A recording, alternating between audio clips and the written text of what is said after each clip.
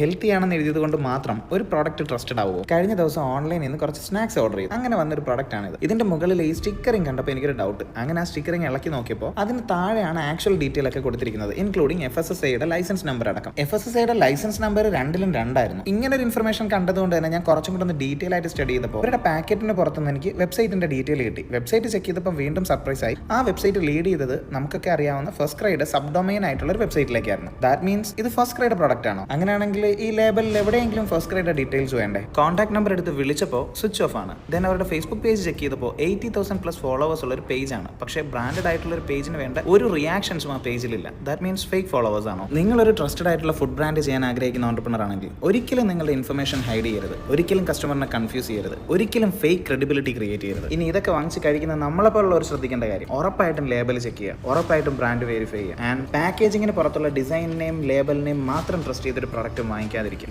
ഞാൻ ഈ പ്രോഡക്റ്റ് മോശമാണെന്നല്ല പറഞ്ഞത്, ബട്ട് ഇറ്റ്സ് സോ കൺഫ്യൂസിങ്.